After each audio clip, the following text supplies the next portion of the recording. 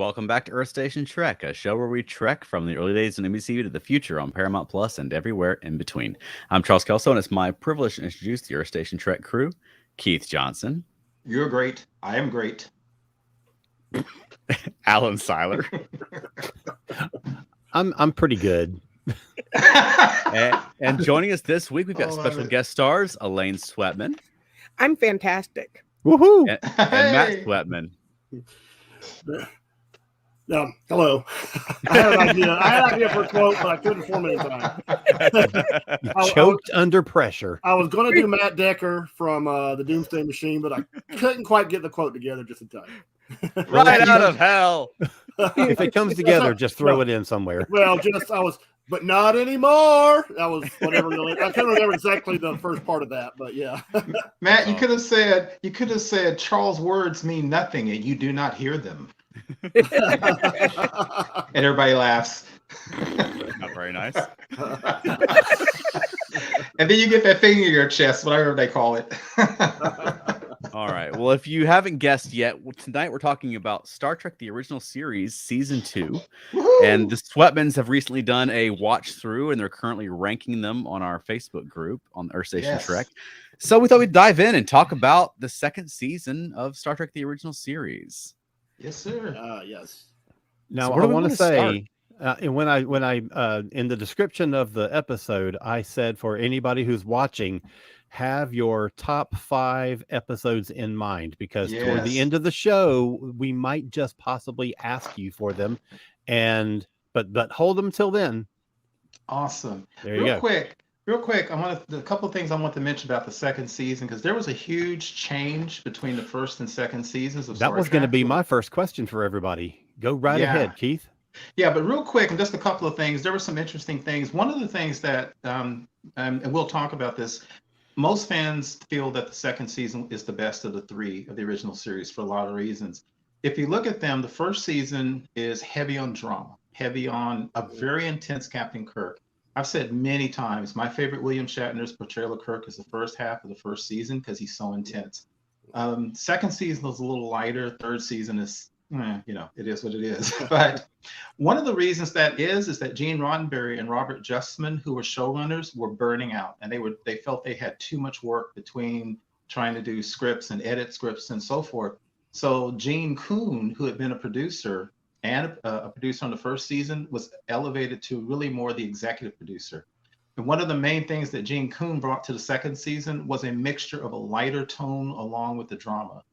And most people know about it because so many of the episodes start ending with a laugh and a joke at the end.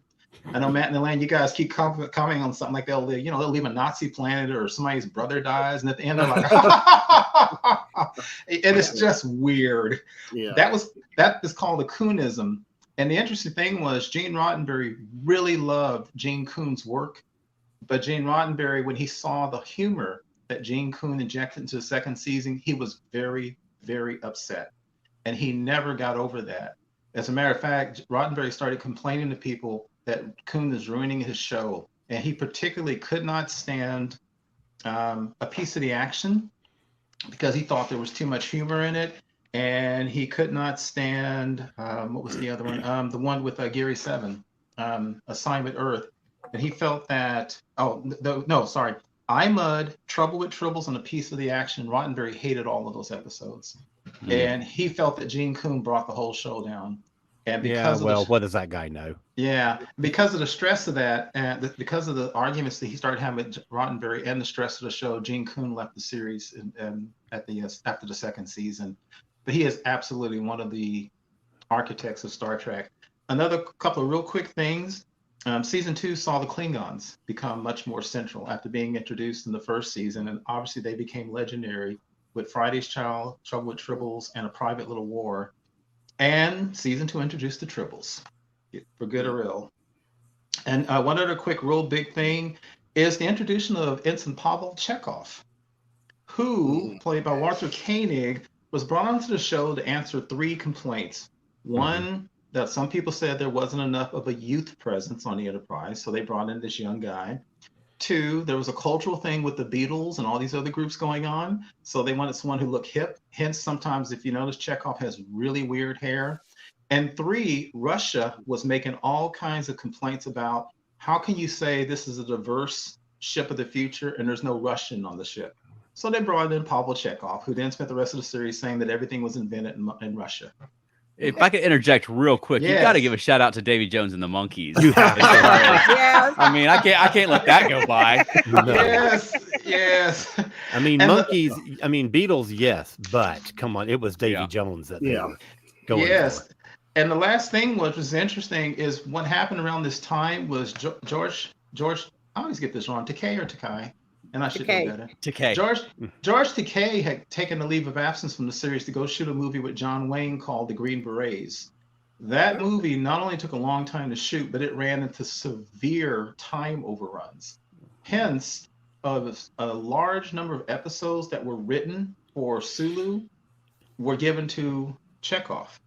And George said when he came back, his role was never the same on that show because Chekhov had pretty much been ensconced, taking some of the funny roles, some of the romantic things. There are so many episodes in the second season that were supposed to be for Sulu, but that was for Chekhov, and that's just the way it was after that. And the last thing that I thought was really amazing with season 2 is we honestly almost lost Spock. Leonard Nimoy was negotiating at that time, but he had become not only the most popular character on the show, he had been nominated for an Emmy for Shatner Hatton. He was getting way more mail than anybody, including Shatner. He was making $1,250 an episode. He asked for $9,000 an episode, or he was going to walk. So the producers started interviewing people, and two people that they'd considered replacing Spock as a Vulcan was Mark Leonard, who played obviously the Romulan commander, and Sarek. And I forget the actor's name, but the character who played Stan in Amok Time. Lawrence Montaigne. Thank you. Oh, good one. So Nimoy ended up selling on $2,500 an episode instead of $9,000, and hence we kept Spock. I think it's interesting that the two actors you named that they were considering, they'd already fitted ears for previously. Yeah. So it's cheaper. Exactly. So, with all that having just been said, I want to ask everybody, and first, Matt and Elaine, there is a big change between season 1 and season 2. I want to know from all of us, what do we think the most important change was, or the biggest change, and what do you think season 2 does that season 1 maybe didn't? Like, what are some of the big accomplishments that they really moved into in season 2? That's an interesting way to put it. Well, I could think of some that are just a little bit more superficial, but I think the most important and most positive thing is I think the Spock-McCoy relationship is very much defined more in the second season than it was in the first season. We see a lot more of their interactions, and I think that provides, since kind of Shatner's performance kind of, I don't want to say it dropped a little bit in the second season, but I think Leonard and DeForest kind of picked up the slack with their performances. Interesting. That is interesting. I'd never thought of that before. Me either. Elaine? I don't like all the laughs at the end of some of the episodes of the series episode, but I do like that there was a little bit of lightness in some, like it wasn't. I like humor and stuff sometimes if it's appropriately placed. So I do appreciate there seemed to be more of that in the second season. Just yeah. I mean, I prefer season 1 over season 2, to be honest. To me, season 1 is, I mean, probably my favorite television season, period. Wow. But I mean, season 2, they added you guys said, a lot more humor. Also, the characters became a lot more familiar, and their world became a lot more familiar. Like the way Kirk would open his communicator is different than it was in season 1. It was a lot like it felt a little more. Yeah, and it felt a little more lived in, and it felt a little more like they're leaning into the characters in a way that they had in season 1, but not nearly to the same degree, I don't think.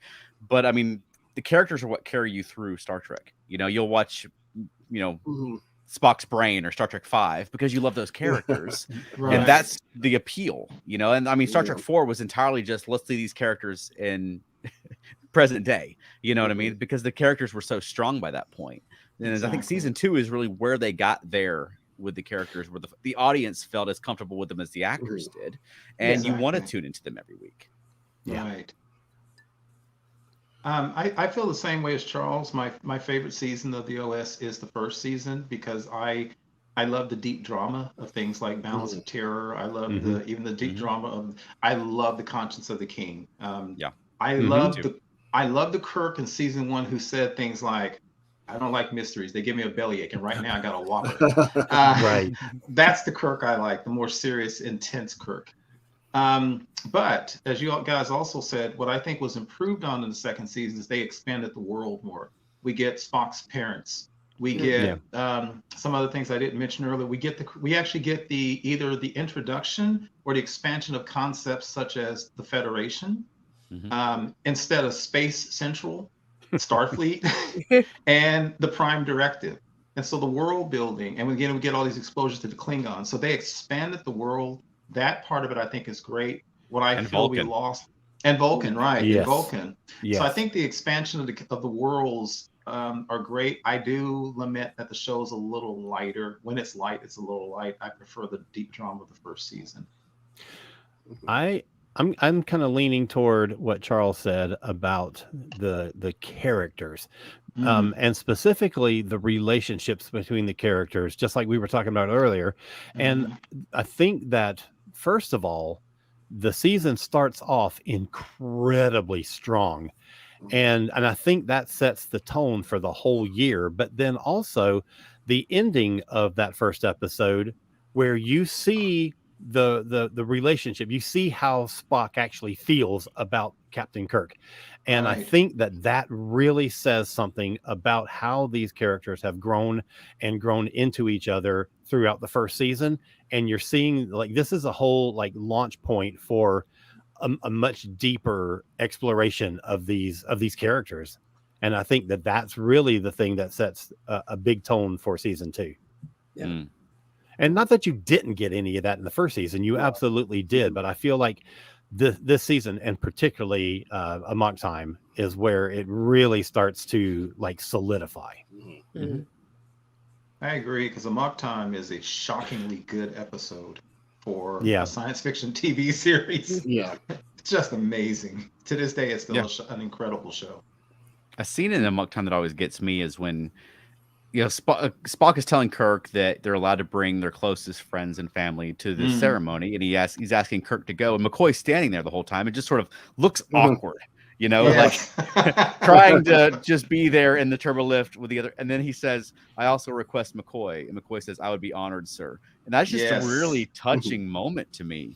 And they don't have to say, "Because I love you, because you're my brother," or anything like, what I mean? It all goes unsaid, but you get it because you get those characters. Yes. Exactly. The way he even said McCoy, it was still like, there's still, he there's a distance, kind of, he doesn't want to say it like you say. He doesn't say, "Well, Dr. McCoy, I also request McCoy." Yeah, I thought that was great.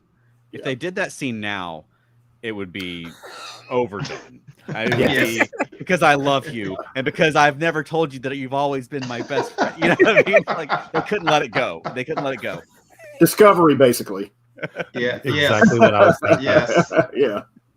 With you explaining it that way, it reminds me of the scene in Grease when John Travolta's character is asked. Oh no, when Kanicki's asking John Travolta if he'd be his second, but it kind of like, yeah, you need to be my second, and it's because they love each other and they're brothers, but that you can't say that because you're too cool to say that out loud, kind of thing. Yeah. Ooh, that's a big jump from Star Trek to Grease. I have a special brain sometimes, so. What a time for Veronica not to be here. She'd be right there. Yes. I'll ask her about that later. Nice. So for people watching, if you've got questions or comments, just start dropping them in and we will get to them as quickly as we can.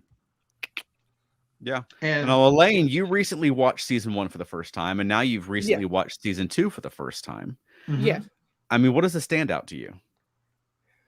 Like episode-wise? An episode-wise, or a vibe, or, I mean, what really grabbed you about season 2 or didn't grab you? So let me clarify, Elaine, you've never seen season 2 before, ever? I've seen Trouble with Tribbles before because well, there's a lot of people who probably have seen that who may not have ever seen another episode of Star That is Trek true. because it's always seemed to be on when I was a kid, you know, Mhm. on TBS or wherever, you know, you flip channels and there's all the fuzzy things, you know. Well, when I was a kid, that's what it was. It was the fuzzy things. Yeah. So, and I don't know. I had seen Amok Time before, but as an adult with Matt, Wow. I think. That's But no, amazing. I don't know that I had seen any other of episode 2. That's awesome. Okay. So, but I will tell you because I said I have a special brain, and there are 26 episodes. There are a lot of them that you can tell me the name of the episode, and I'll be like, "Which one was that one again?" Oh, don't worry Because about that. Yeah. I do that with Doctor Who. I'm like, and then if you describe it, still sometimes I'm like, I need to see a picture. I need to see like the character or whatever, and then I'll remember it. So, which is what I was trying to do before we got on, because I'm like, I don't remember what some of these episodes are. Luckily, Star Trek's easy to do that with. Yeah. Because you can say the gangster episode or the Nazi episode or the giant amoeba episode. Yeah. There did seem to be more history stuff in the second episode. It's like Nazis and then the gangsters and you know that kind of stuff. And then Roman centurions and then you know also I mean there was a lot more history in this one. Yes. You know, history-ish. And mythology. Yeah. Well, I think they were really leaning into using the existing stuff in the closet, using the back lot to save money. So like I mean that was part of the original Star Trek pitch, was that you could have parallel Earths and make use of what they had on hand already, and they really did that in season 2. Right. Everything that was standing sets at Paramount got used. What's funny is that was actually part of Gene Roddenberry's initial pitch to NBC. He said that we could craft shows that we could utilize existing things on, and in the series they came up with this goofy theory called Hodgkin's theory of parallel planets, which is just awesome. Yeah. Well, I mean, let's start with the parallel planet episodes. Like, I mean, what is there one that everyone loves, everyone that hates? Like, what do you think? Was that done effectively? And if so, when? Well, a piece of the action stands out. Yes. But I don't know if it stands out because it's a historical analogy. More so, it's just a great farce spoof. It's just, it's you see the characters having a blast with it. The actors having a blast with it. So I don't know if it stands out because it's a parallel story, but it just happens to be probably my favorite of those that we just mentioned. Yeah. Well, it's a great fish out of water. It's like Star Trek 4 before Star Trek 4 came along. You know, totally. We get to see Kirk trying to drive a car and Spock trying to be a gangster. Right. I think that those things work conceptually one time. Yeah. Right. I don't think it works to do as many of them in one season as we got, you know, but one would have been great. Right. I really enjoy Bread and Circuses. It's a 100% classic science fiction theme.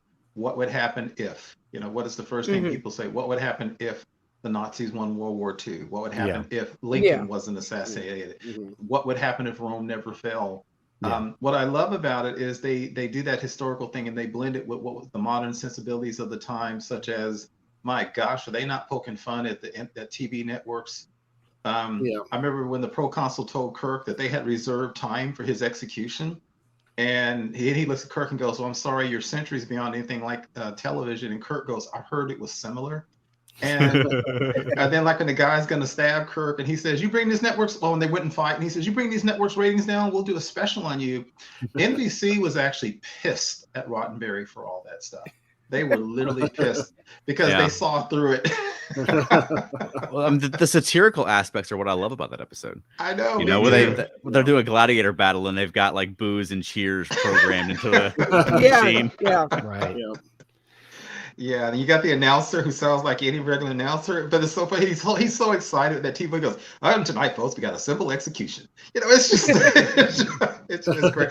But I love the science fiction concept, and also strange for a Star Trek show, they bring Jesus into it. Star Trek was notoriously anti-religious in terms of, religion was always a god or something, but they literally said that they had Jesus, which is amazing.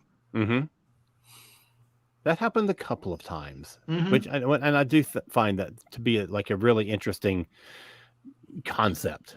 Not religion as a concept, but and the same thing happened in the early seasons of the reboot of Doctor Who. Russell T Davies is very much an atheist, but he would bring religious things into the storylines frequently, and not to lampoon them or to skewer them, but genuinely. And I was always surprised by that as well. Let me get one quick comment from our buddy Wayne, aka Tiger Blade 2002, who says, I want to be part of the discussion, but my view on the differences between seasons is mushed in my old age fog. That's okay, Wayne. I messaged you pictures of all the episodes from season 2. So just look at that. No, I did the same thing I posted in our group. So like you can see like T'Pau's head, or you can see Nomad, and you can see the Dr. Daystrom talking to the alternate computer. So you can use that as kind of a guy. Alan, I think you said something very interesting, and I think it's very interesting to say that, which is, you can be an atheist, you can be anti-religious, but you can respect the tenets and the principles and the ethics. Because in that episode, Kirk said Jesus and Caesar, they had them both. But then McCoy says the philosophy of total peace, total brotherhood. You don't have to believe in Jesus to believe in that concept. So I think that's how they sneak that into the episode like that. Right. And I do respect that. Right. And I think season 2 had probably the 2 most blatant pro-Christian comments, because you had that, and then you had when Apollo was there, and they said, well, we find the one God's quite sufficient, and Earth does not have one God. That's a very Western Christian point of view, which to me, those comments are antithetical to Star Trek. I'm an atheist, but also just from a historical perspective, I mean, Earth has more than one. The Enterprise would have people who have ancestors who believed in more than one God. Right. But the show was made for a monotheistic audience. Right. Yeah. But they somehow, other than some unfortunate aspects of lingering sexism for the times, everything that they did, even in the 60s, it still holds up. Even the uncomfortable balance between religion and humanism, it still holds up in so many ways. Like you're saying, is if you're a Christian, if you're an atheist, if you're an agnostic, you can still get something out of what they're saying. And I love that. I remember reading in, I think it's the novel Spock's World, where it was funny. Spock said that Vulcans knew there was a higher being. They knew. And it seemed odd for Vulcans to say that, but it was kind of like, it's logical that there be something beyond us. And I think that's an amazing take on Vulcans, who you might think might be the first people to be atheist. In Star Trek, it's usually an advanced alien or a spoiled child or an insane computer. Right. It's interesting to explore the whole, I mean, this is so off topic, but it's interesting to explore the concept of religion when you are in a universe that has beings like Q and things like that really sort of adopt that role. They have the prophets, they have the abilities that we associate with and the I don't know what I'm trying to say, but they are sort of godlike beings, and it's interesting to kind of parallel Christian beliefs or any religion beliefs with these characters that are being portrayed in Star Trek. Yeah, and I don't want to go too far down this rabbit hole right now, but I did want to say that, I mean, the difference is that the religions tend to portray their God as being perfect and all-knowing, whereas in Star Trek, like, Q is not perfect. He's not all-knowing. Like, he's very powerful and he's omniscient, but his faults are very much in the forefront. You know, and I think that the humanity is what Star Trek should push towards, rather than, I mean, what is Jesus going around planet to planet? He's on Magna Roma now, and then he's going to go to the next planet. Like, he's on this never-ending world tour. So stay tuned for our religion in Star Trek discussion, because we've been talking about doing that for a long time, and we really need to do it. And Charles, though, I consider myself to be one of the most open-minded people on the planet. But when you said Jesus on a never-ending world tour, I got to be honest, my brain was like, Uh-oh. That'd be a great sci-fi story that astronauts find Jesus on some planet, and he's just like been doing this the whole time. Oh my gosh. I'm almost surprised in the Savage Curtain Jesus wasn't one of the good Oh my Right. people in goodness. that one. Right. That's true. Yeah. Yeah. So All right. Elaine, to follow up what Charles asked you earlier, do you have one episode that 100% stood out for you, like the best, whether it was the funniest or the most dramatic or the saddest? Is there one you're like, wow, that was amazing? Well, Matt, you probably shouldn't answer because you haven't completed posting your reviews and Yeah. lists. Well, let's make it a category. Like, what are Yeah. some of the episodes? Don't say the one, because we don't want to spoil the countdown that you've been posting per Right. day. Yeah. But let's just talk about some of the highlights. Yeah. So like when you think of season 2, Elaine, what comes to your mind? Like, wow, these episodes are really something else. They stayed with me. Well, because like I said, I was on the Wikipedia page for season 2, looking at the descriptions and titles of each one because I was like, okay, I need to remember some of these. And as I was reading them, one that did stick out to me was, oh darn it! Hang on one second. I have it on my other screen because It's the one with Yeah, like Charles said, if you could literally just say the one with Dr. Daystrom, the one with the Romans, the one with the One with Spock's family. Yeah, the one with the gorilla, the Mugatu, the gorilla. the gangster planet. no, Journey to Babel. Yeah. Oh, Yep. yeah. Yes, Journey to Babel. Yes, Yeah, I was that's a trying to great call it Return to Babel, and Matt was like, "What are you talking about?" And I'm like, "Oh, it's Journey to Babel. You know which one I'm talking about? The Babel one." Yeah. I What do know you like not about this that? Return to Babel. I know nothing about that. What do you like That- about that one? I like that we Yep. learned more about Spock and saw his family and like the Yeah. relationship with him and his dad, and then his Mhm. mom getting to see her. And it was also a little interesting because the episode before that was Metamorphosis, which had Eleanor Donahue from Father Knows Best, and then in Journey to Babel, it had, I'm going to forget her name. She played her mother in Father Knows Best. She played Eleanor Donahue's Jane mother, Wyatt. Jane Wyatt. I always want to say Jane Wyman, and that's somebody else. Yeah, so that was kind of an interesting back-to-back seeing Mhm. that too. Right. But I did like seeing more. I like Vulcan stuff apparently because You're not The the only Vulcan stuff is good. Yeah.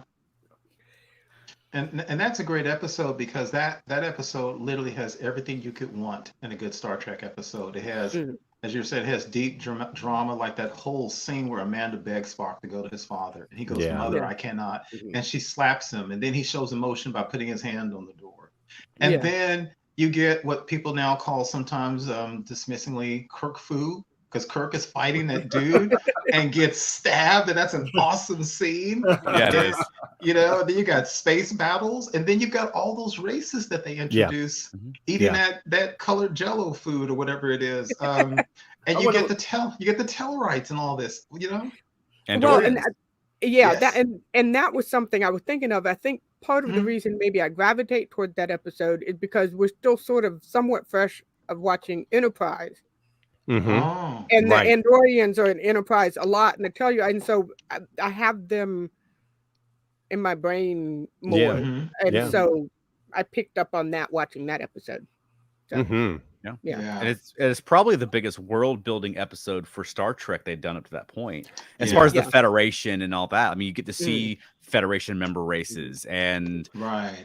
Orions are involved, even though none of them are green at that time, you know, because one's in disguise, the others are on a ship. But Yeah. yeah, I mean, Right. like Keith said, it's just a great, well-rounded episode. It's just Yeah. just Yeah. a great episode. It's got Yes. some humor. It's got a lot of action. It's got drama. I Mhm. mean, it is a perfect package. Yeah. Mhm. And I was gonna save this until later on because I assumed that we would get into top fives or whatever. But you know, I've said before that I got into Star Trek because of Star Trek II go in the theater, and at that point started going back and watching the syndicated reruns of the original series. And this is really the one that hooked me.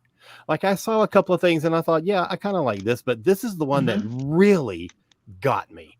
And see it that. was all those things that you're saying. It was the drama and the action, but more than anything else, I think it was seeing all those different Federation races together. Yes. And you know, the Tellarite mask looked stupid, but I didn't care.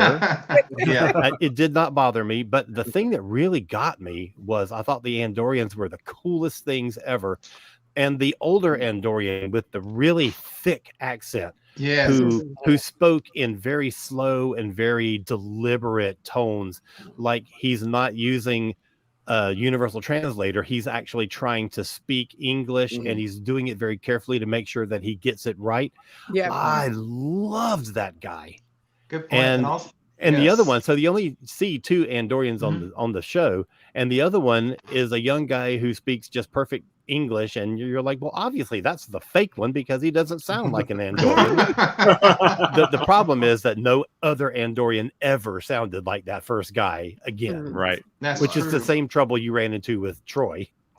Well, yeah. And also, to piggyback what you said, Alan and Charles and Elaine, the other thing is they did such excellent world building with really quick lines in writing. Case in point, Sarek is 113, awfully young for a Vulcan to retire. Oh, they lived that long. Their heart's over here. His blood is T negative. Oh, how quick that is. A quick line from Sarek.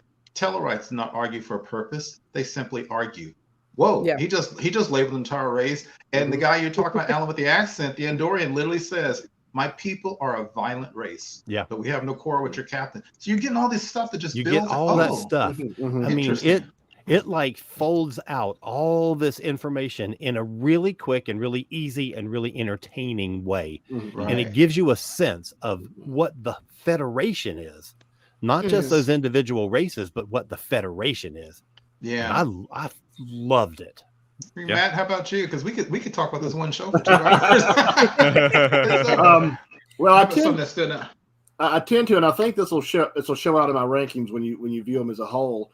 I tend to prefer the ones that have a very suspenseful, a very tense build up and ending. I mean, you think of episodes like the Immunity Syndrome. You think of episodes like the Ultimate Computer or the Doomsday Machine. I mean, these have you on the edge of your seat till the very end. And those stand out. And I have an interesting anecdote about the Immunity Syndrome. My earliest Star Trek memory is from that episode.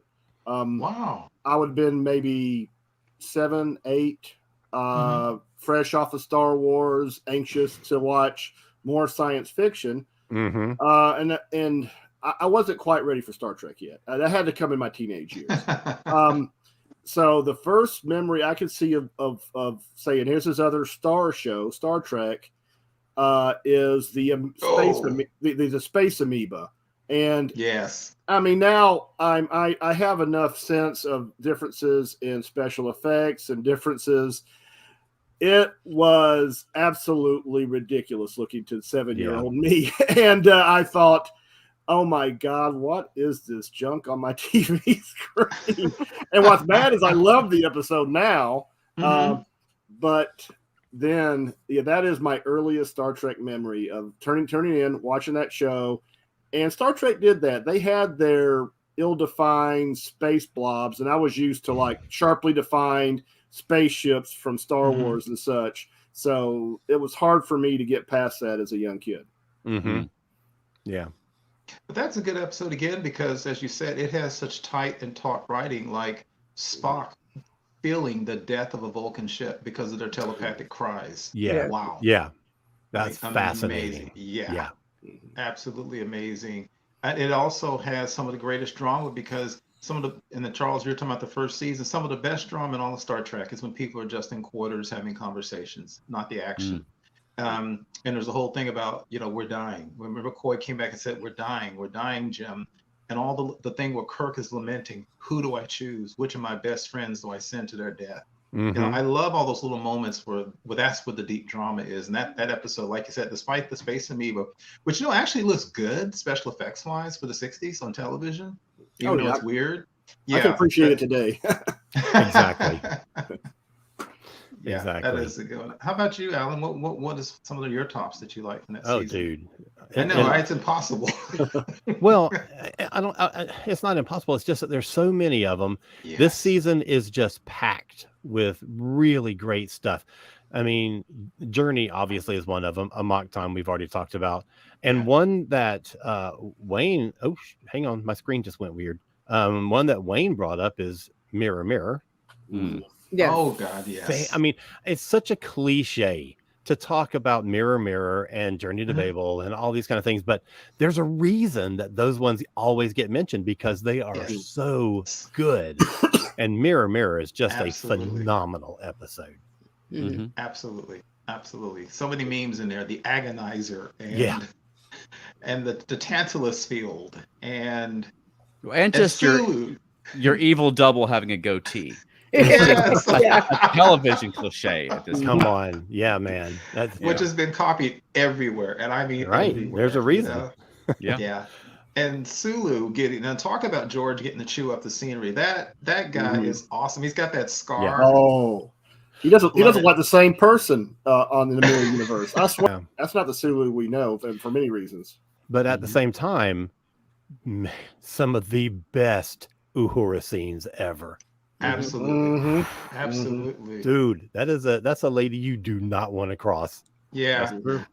I love the scene. What's so funny the scene when you talk about Uhura is when she's basically trying to distract Sulu from that security board. And God, what a paranoid people they are. And what I love it is when she's doing that whole thing with Sulu and then she slaps him and then she pulls a knife on him. What I always love is if you look in the back, the security guards are literally lounging against the wall. They're just chilling and they are laughing and they're having a great time. And then Kirk walks onto the bridge and they snap to attention. Everybody gives that borderline Nazi salute to Kirk. Right. Such a great one. Matt, I think it's interesting you called out the immunity syndrome. That's not usually on it's a good episode, but it's not usually on the list where people call out in that season. Yeah. And that's what I love is when people have different things that trigger them, that they love or hate about Trek. Yeah, cool. Because this season is stacked with classic episodes. Right. Yeah. I mean, the probably top 5. Most Star Trek fans would say the same top 5. Because there's just those classic episodes that are just famous and remembered in it. Yeah. But, how about you, Charles? How about you? What one stand up for you? If we're gonna do a top 5 later, then I'll pick one that's outside of my top 5. Yeah. Which is an episode that I've talked about plenty of times, which is Metamorphosis. Because I thought you might say that. Because it's just great. I mean, it's just beautifully shot, and it's just a beautiful story. And I mean, they were on the same cyclorama planet stage they've used I don't know how many times. Right. Yes. Ralph Sinesky just shot it differently though.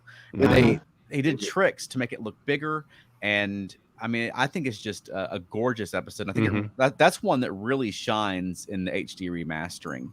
Because the colors just pop. It's just I agree. I mean, Eleanor Donahue's dress and the purple sky and I mean Glenn Corbett's eyes. It's just a gorgeous episode, and I think it's not one that I think was remembered like Doomsday Machine or Amok Time as one of the all-time classics, but I think it's just a wonderful episode, just a sweet story. Right. And what a great exploration of Star Trek's philosophy in that episode. I mean, the idea that you can love an entity can love something so different, and even if he had the initial rejection of the idea, but then he came around. I thought that it's not just beautifully shot; it's also a beautiful concept and a beautiful story as well. Right. It's funny you said that, Matt, because we discussed that at one point, and I said something, and I've said this many times in our shows, which may seem odd to some people, is when a character is introduced that has prejudices or some what we call negative things. I like that because it's real. Yeah. You need to work through that. And you're right, because Spock and Kirk, or even Kirk, they're like, dude, you guys have a great relationship. Why are you complaining just because she's a blob of energy? And Cochrane literally says, is this what the future holds? Men and women with no sense of decency. Like, dude, calm down.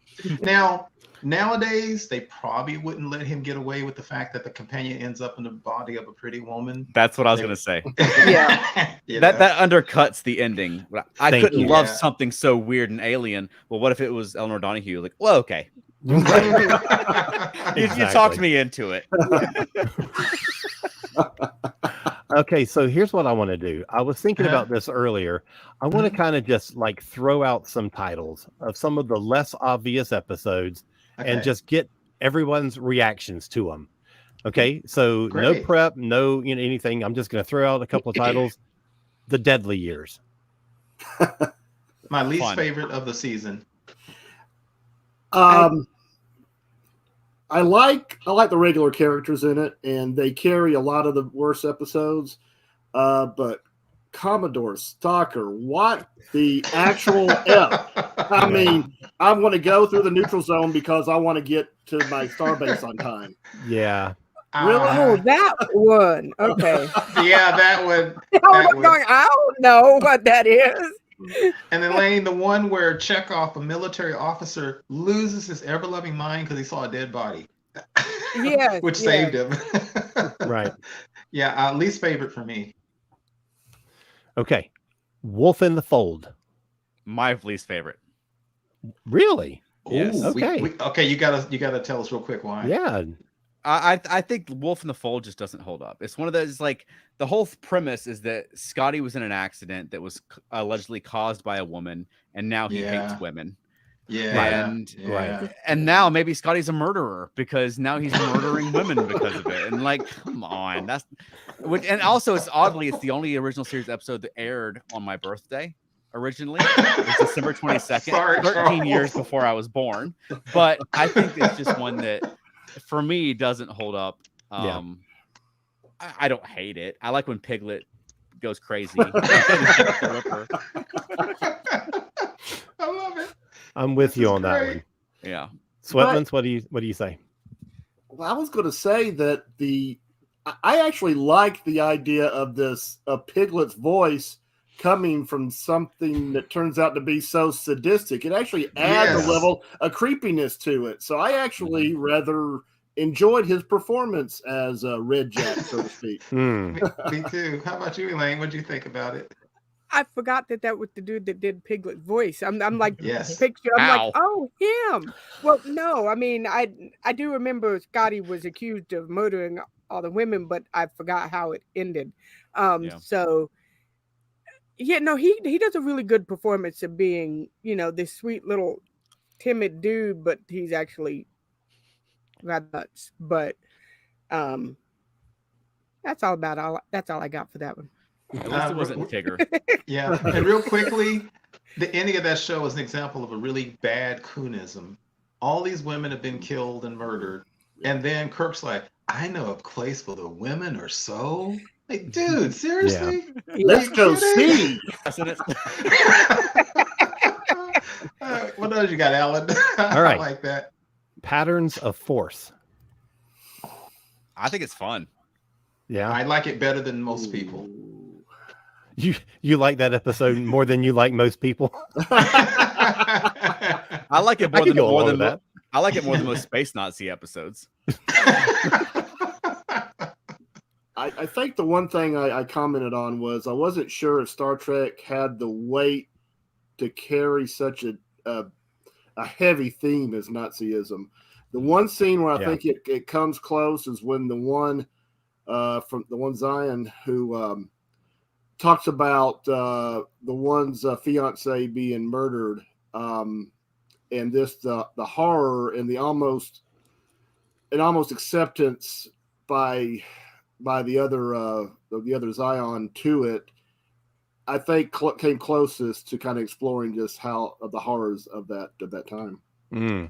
Yeah, because his brother, was it Isak's brother, said that his fiance lived for 5 hours in the street and people spit on her the whole time. Mm-hmm. Yeah, that's a deep show because you think about that wouldn't be shown on regular broadcast television nowadays because.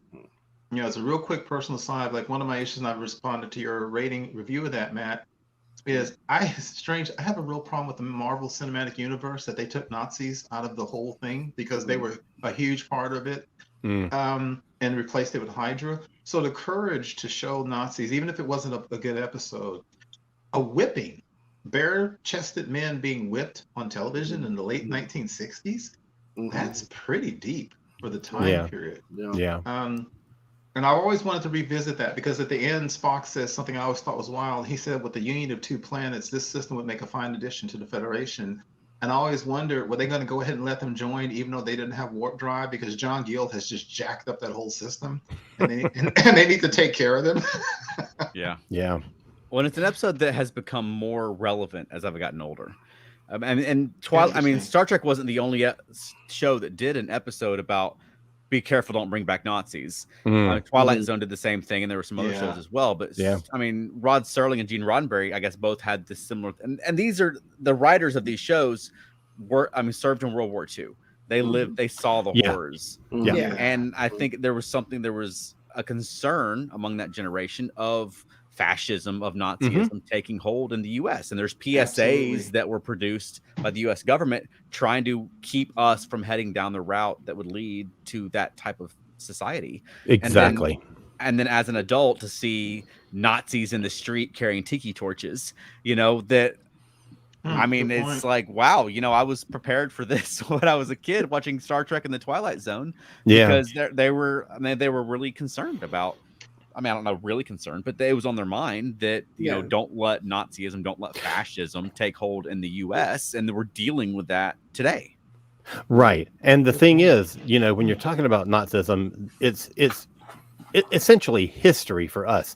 It was recent memory for the broadcast audience at that time. And it's just like in Doctor Who with the Daleks. They were an allegory for German tanks. And that was something that was a fresh, very recent memory for the people who watched it. It's not the same for us. We don't have that association with it. Right. Yeah. That's very true. And Matt, you mentioned it not being like whether Star Trek had the weight to carry it. And I mean, Hogan's Heroes is kind of the same way, where it was lighter, but I think if you made it heavier, the censors and the networks would get more nervous. Whereas if you played it lighter, then you could talk about these issues. And Colonel whatever, Klutz, I forget, Klink, Colonel Klink. Thank you.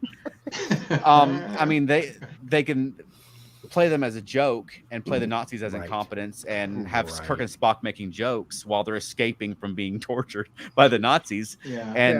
I think they could get by with it easier. That is such a good parallel. I had never really thought about putting that in context of Hogan's Heroes, but well done.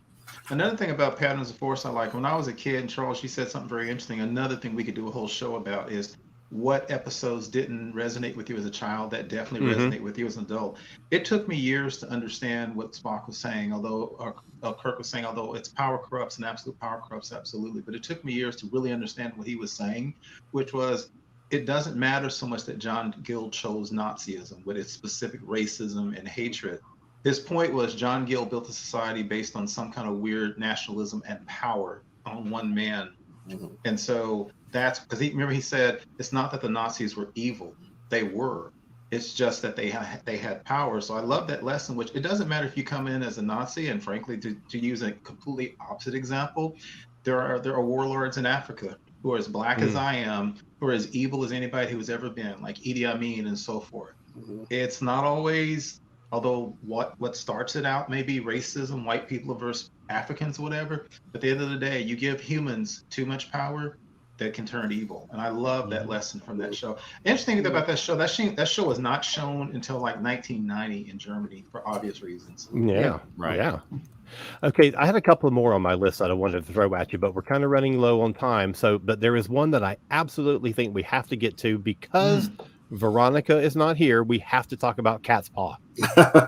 That is Veronica's favorite original series episode. Wow. Believe it or not. I think a lot of it is because it's part of my Halloween rotation.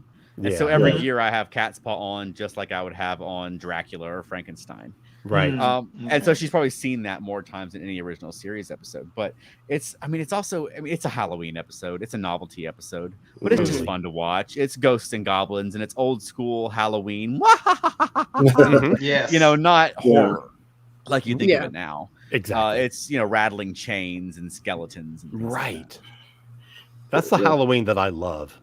Right. I guess 3 things stick in my mind from Cat's Paw. Chekhov's insane wig. For his hair grew into the monkey's hair, they put the strange wig on him. Because that was the first one they filmed. That was the corny joke where Kirk looks over to the skeleton and says "bones," meaning to talk to McCoy. But it was, Yes. I love that, though. I love that. That's a dad joke right there. Totally. And then the pipe cleaner aliens at the end. That was one of the sillier effects I think the show's ever. Matt, But it was the first time they had done anything like that, and I love that. Matt, I am pro puppets on Star Trek. Yes. At all times and all things.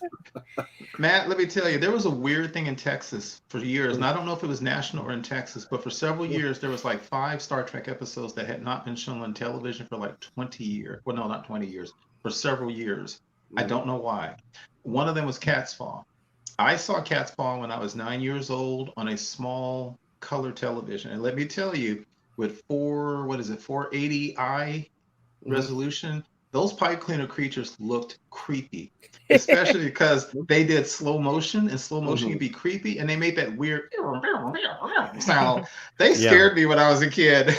Well, interestingly, Elaine has not seen the proper effect for the aliens since we watched the remastered versions. So I need to show her that. There's a couple of specific scenes I wanted to see originally, and I think that's one of them, the end of Cat's Paw. I never watched the remaster. I always watched the original. They're like part plant, part crab. Yeah. Well, that's what, because we're watching it on Paramount Plus, and that's what they show on the streaming at the with all the fancy, cool new effects. So my one thought about Cat's Paw is that King Otto from Royal Flush of the Monkeys. But that just that's true. It's true. So Cat's Paw also had what's his name? Was it Lasal? Who was in like Desal. He was in 2 episodes. He was always kind of angry, kind of borderline intense. You know, he was the one that one time told Chekhov to do something. He said, "You need some help?" And Chekhov said, "I can do it, sir. I'm not that green." So he was the really intense guy that didn't last, unfortunately. Yeah. All right. So we're going to do top 5s or something. We're almost out of time. Yeah, sure. Let's do it. Well, except for the Sweatmans, because we don't want to give away at least Matt's list that he's doing. That's his list. He's doing that all on his own. Exactly. Yeah, so Elaine. Yeah. All right. Well, before we do that, then Matt, since we're not going to make your top 5, Matt, what is your bottom episode of the season? Oh yeah. The Omega Glory. That was one of the ones I wanted to ask everybody about, but had run out of time. Yeah, it's just it feels like they rushed a script that was made in earlier ideas of parallel Earths that, like, Gene Roddenberry's got a credit on it because I think he wrote the original draft or the original idea, and it just I don't understand why they relate more to the white looking primitives, and they totally don't relate to the Asiatic looking townsfolk. It's very Eurocentric, Western civilization centric, and then of course they have the U.S. Constitution as their holy words. That's not Star Trek to me. It's just and William Shatner being a Canadian, they had to really work on him doing his "We the People." Matt, it's you didn't know this maybe when you said this, but the Omega Glory is one of like 3 pitches that Roddenberry wrote when he first created Star Trek. The first draft of Star Trek is on my birthday, March 11th, 1964. The Omega Glory is one of the original ideas Roddenberry wrote down that he was handing to the network as a potential series opener. Yeah. I'm glad they went with it. Oh man. All the other ones they did. Yeah. Absolutely. Very much. All right. Let's do if you want to see Matt's top 5, tune into his ranking on the Earth Station Trek Facebook group, because he does a great job of going episode by episode and ranking them. But for the rest of us, let's knock out some quick top 5s. We're like 6 minutes out now. Yeah, let's do it. Okay. Elaine, you go first if you want to. I don't have a top 5. Okay. I probably should. If I'd known I had to come up with the top 5, I needed to do my homework. But okay. Tell you what, we'll run through real quick, and you just take a look at the list, and you can just throw out some that you really like. You don't have to say they're the best. What are yours, Keith? Mine would be Amok Time, Journey to Babel. Sorry, now I'm doing that thing. The Trouble with Tribbles. And I'm going to do a couple, and then one that I just love because I can never forget it is Who Mourns for Adonais. Okay. And then, for all reasons obvious and not so obvious, The Ultimate Computer. Yeah. Yes. Okay. Yeah. How about you, Alan? Okay, well, I'm gonna match a lot of what Keith said. Amok Time and Mirror Mirror and Babel and all that kind of stuff. But I'm gonna lump two of them together: Doomsday Machine and Obsession. I love them both. I love them both so much. See, already I want to change my listing just like that. and then Ultimate Computer. Even though I was really, people say it's not really Star Trek, but I was really close to putting Assignment Earth on there because I really enjoy it so much. Me too. Me too. And possibly Return to It tomorrow, but but I'm gonna stick with Ultimate Computer. It's so good. It is. I'm going to be really predictable and just say Amok Time, Mirror Mirror, Doomsday Machine, Journey to Babel, Trouble with Tribbles. I mean, they're just great episodes. I mean, there's got 5 of the all-time top Star Trek episodes, so I'll go with those. And Charles, look, without anything in this scientific poll, I would say that the odds are that when people talk about what original series episode that they want to see revisited or put on the big screen, Doomsday Machine is almost always the one that comes up, almost first and foremost. Yeah, they should have adapted that for the Kelvinverse. They could have called it Star Trek from Hell. Right. I want to see Captain Decker on Strange New Worlds. They keep giving us these random captains. I want to see the Commodores from the original series as captains on Strange New Worlds. Yeah. Man, I agree with that. Yeah. All right, Elaine, do you got something for us? No. What am I? No. Okay, that's fine. Okay. Well, no, I did. No, somebody mentioned Assignment Earth with that, you, Alan. I enjoyed Assignment Earth. I know it's sort of side Star Trek, not really. But I enjoyed it because, and I wish they had made more of that. Like it had been the spinoff that they thought they might try to get, because that was a fun episode. Yeah, I agree. Of course, if it weren't for that, we wouldn't have had Picard season 2. So, you know. Well, yeah. Yeah, I really don't like the Travelers as depicted in Picard. That's a whole nother story. That's a good, and I'm glad y'all brought that up, because I agree. Sometimes people say, "Well, that's not Star Trek." Well, I think it actually was Star Trek, and I enjoy it. It's a fun episode. Yeah, I love Gary 7. Too bad Terry Garr hated the whole experience. Oh well. What you gonna do? Okay, Wayne puts his in, and he's got some interesting choices: I, Mud, Mirror Mirror, Metamorphosis, The Changeling, and Doomsday Machine. Okay. Like it. Mud. I like Wayne, it. That's an interesting choice, Wayne. I wouldn't expect anybody to put that as their number one, but it is a funny episode, especially with Norman. And we were just doing this on the Facebook thing, Matt. Norman, the smoke bomb coming out of his head, and yet another. Computers work like that in real life. Nothing we had would work. Nothing. Our phones wouldn't work. Nothing. If they just blew up when you confused them. Right.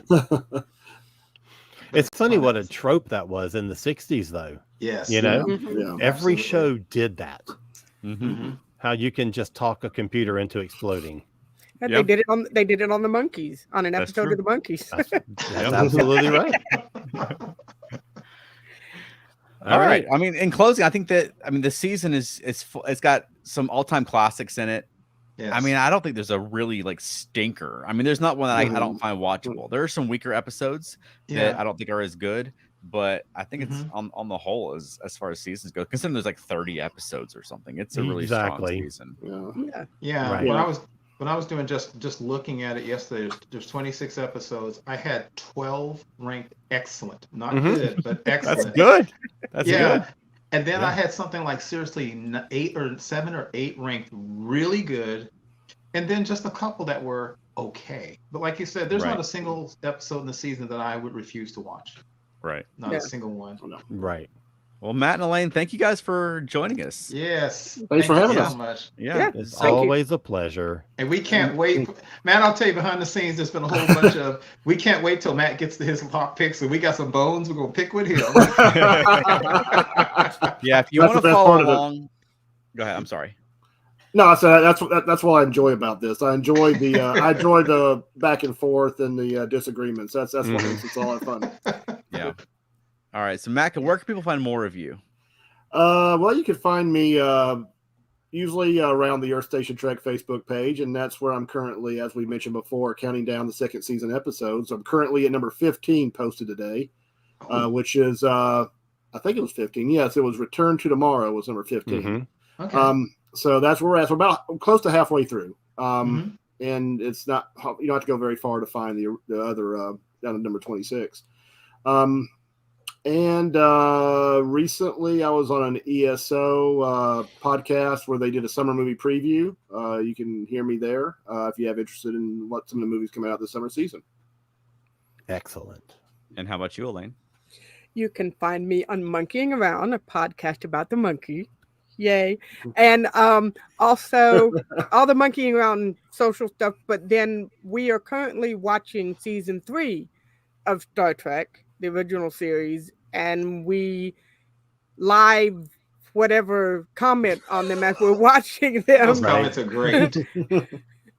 On Facebook, but not in the Earth Station Trek group. It's on my actual Facebook page. But you can find it there. And it's sort of like, for me, it's almost Mystery Science Theater 3000.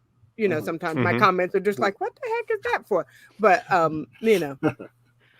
So what's your schedule for Enterprise season 4?